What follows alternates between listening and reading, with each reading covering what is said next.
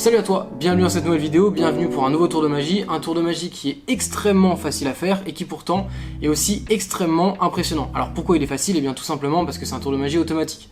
C'est-à-dire que tu auras juste besoin de suivre les instructions que je vais te donner les unes après les autres et tu seras capable de refaire exactement le même tour que tu verras dans la démonstration sans avoir besoin de manipulation de cartes ou quoi que ce soit. Donc c'est vraiment extrêmement simple à réaliser. Justement, si tu aimes bien les tours de magie qui sont faciles et qui sont très impressionnants ou qui ont un très bon impact sur le spectateur, eh bien, je t'ai préparé une formation qui est totalement offerte, c'est gratuit. Tu as un petit i en haut ou tu as un petit lien dans la description. Tu rentres ton email et pendant 3 jours, eh bien, tu reçois 3 tours de magie qui sont professionnels, qui sont faciles et qui sont impressionnants. Donc si tu es intéressé par la magie ou si tu veux connaître des très bons tours et que tu n'es pas très doué en manipulation ou que tu débutes tout simplement dans la magie, eh bien, je t'invite clairement à aller voir ça. Je pense que ça risque fortement de t'intéresser. Quant à nous, on passe directement à la démo. C'est parti! Ok, alors du coup pour la démonstration de ce tour de magie, regardez bien, je vais présenter au spectateur 4 cartes. Donc 4 dames et 4 rois. Je vais demander maintenant au spectateur de choisir une des cartes parmi celles que je lui présente ici. Donc il peut choisir une carte totalement aléatoire, il va devoir la garder en tête et ne pas me la dire. Donc en admettant que le spectateur ait choisi le roi de pique qui est juste ici. Je referme le jeu et maintenant je vais prendre une carte en bas, une carte en haut, une carte en bas, une carte en haut, en bas, en haut, en bas, en haut. Je vais venir présenter du coup les cartes au spectateur et je vais tout simplement lui demander s'il voit sa carte parmi les cartes que je lui présente. Donc vous vous rappelez bien, on avait dit roi de pique, il est ici, donc il va me dire qu'il voit sa carte. Hop là, on refait la même chose, on le refait 3 fois. Donc en haut, en bas, en haut, en bas, en haut, en bas, hop. Je viens demander encore une fois au spectateur s'il voit sa carte. Et là normalement il voit encore sa carte. Alors c'est totalement aléatoire bien évidemment. Donc hop là. En haut, en bas, en haut, en bas, en haut, en bas. Encore une fois on vient de demander au spectateur s'il voit sa carte. Et cette fois-ci il ne voit pas sa carte. Ok. Alors maintenant je vais venir faire 2 paquets. Et là vous allez voir, vous allez commencer à comprendre ce qui va se passer. Donc je mets 2 petits paquets. Et on va jouer à une sorte de détecteur de mensonges. C'est-à-dire que je vais demander au spectateur de me dire la vérité ou de me mentir. Donc je vais demander déjà, première question, est-ce que ta carte était un roi ou une dame? Puisque j'ai présenté des rois et des dames. Donc en admettant que le spectateur veuille me mentir, puisqu'il avait choisi le roi de pique. Il va me dire, eh bien c'était une dame. Je vais dire, non, tu mens, c'était un roi, puisqu'on a un roi ici. Maintenant, on peut remettre les cartes. Je refais 2 petits paquets. Et là je vais lui demander, deuxième question, est-ce que c'était une carte rouge ou une carte noire? En admettant que le spectateur me mente encore une fois, il va me dire, eh bien c'était une carte rouge, je vais dire non, c'était une carte noire. Et là on recommence une dernière fois, on va lui demander, voilà maintenant, est-ce que c'était une carte de pique ou de trèfle? En admettant qu'il me remonte encore, il va me dire c'était une carte de trèfle, et je vais dire, eh bien non, c'était du pique puisque tu avais choisi le roi de pique. Et voilà, et ce tour là est complètement automatique et tout à fait incroyable. On passe aux explications. Ok, alors maintenant c'est parti pour les explications. Donc premièrement, chose qu'il va falloir faire, c'est qu'on va trier les cartes en pique, cœur, trèfle, carreau. Et même chose pour les rois, pique, cœur, trèfle, carreau. Alors moi j'ai choisi pique, cœur, trèfle, carreau juste parce que je trouve ça facile à retenir. Après vous faites ce que vous voulez. Mais il faut que ce soit le même ordre du côté des dames que du côté des rois. Une fois qu'on est comme ça, on va donc regrouper nos cartes les unes sur les autres. Donc on a donc 8 cartes. On va bien évidemment demander au spectateur en face de choisir une des cartes parmi celles qu'on va lui présenter. Le spectateur choisit une des cartes. En admettant que cette fois-ci, par exemple, il choisisse le roi de cœur juste ici. On va refermer les cartes et là, on va réeffectuer donc l'opération que je vous ai montrée dans la démonstration. Donc en bas, en haut, en bas, en haut, en bas, en haut, en bas, en haut. Ça, on va le faire 3 fois, donc retenez bien. On prend les cartes, on va donc les présenter au spectateur. On va lui demander s'il voit sa carte. Donc là, on n'a que des cartes noires, on n'a pas le roi de cœur.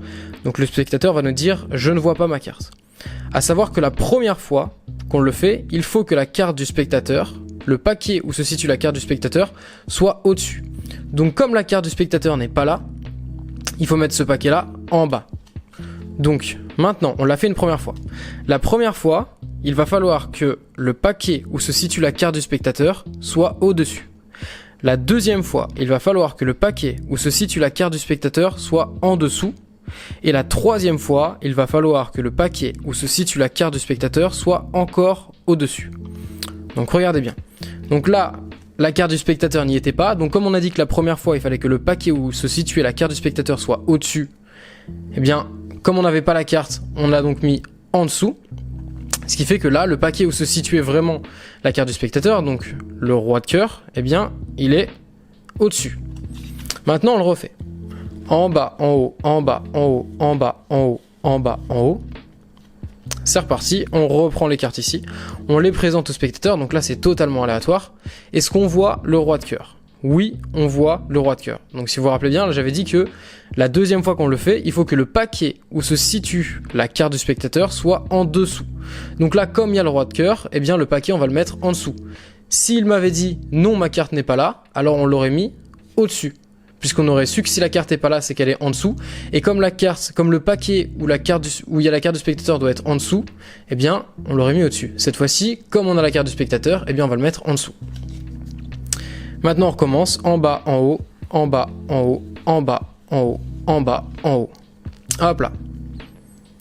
On reprend le paquet. On redemande au spectateur s'il voit sa carte. Est-ce qu'on voit le roi de cœur ? Non. Donc qu'est-ce qu'on avait dit ? On avait dit que la troisième fois, il fallait que le paquet où se situe la carte du spectateur soit au-dessus. Donc comme elle n'est pas là, ça veut dire qu'elle est là. Donc il faut qu'elle soit au-dessus, donc ce paquet-là, je le mets en dessous. Et là maintenant, le paquet où se situe la carte du spectateur, eh bien c'est celui-ci, c'est celui qui est au-dessus. Ici. Parce que la carte du spectateur est là, le roi de cœur. Donc maintenant, eh bien, c'est totalement automatique. Une fois qu'on a fait ça, on va donc faire deux petits paquets. Donc, hop. Et là, le paquet où on pose la dernière carte va être le paquet qu'on va retourner. Le paquet où je pose la dernière carte est le paquet que je vais retourner. Donc, comme j'ai posé ma dernière carte ici, ce sera le paquet que je vais retourner. Je vais maintenant demander au spectateur de me dire la vérité ou de mentir, quelle était sa carte. Donc sa carte, c'était le roi de cœur, on l'avait choisi ensemble. Donc, le spectateur, en admettant qu'il me mente, il va me dire, eh bien, c'était une dame. Je vais dire non. C'était un roi que tu avais choisi. Et on retourne, là, c'est un roi. Donc c'est totalement automatique. Hein. Maintenant, on reprend ce petit paquet-là. Donc on en met une à l'extérieur, une à l'intérieur. Une à l'extérieur, une à l'intérieur. Suivez bien exactement les mêmes instructions. Maintenant, on va demander au spectateur si c'était une carte rouge ou une carte noire qu'il avait choisi.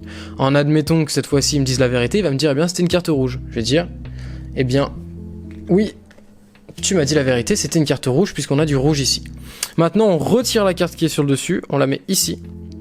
Et là, on va demander au spectateur, est-ce que ta carte, c'était une carte de pique, de carreau ou de cœur? Admettons qu'il me dise la vérité, il me dit c'est une carte de cœur, je vais dire oui c'est une carte de cœur parce qu'on a du cœur ici. Et ta carte, eh bien c'était le roi de cœur et on tombe bien sur le roi de cœur juste ici, la carte que le spectateur avait pensé qu'il avait gardée en sa tête.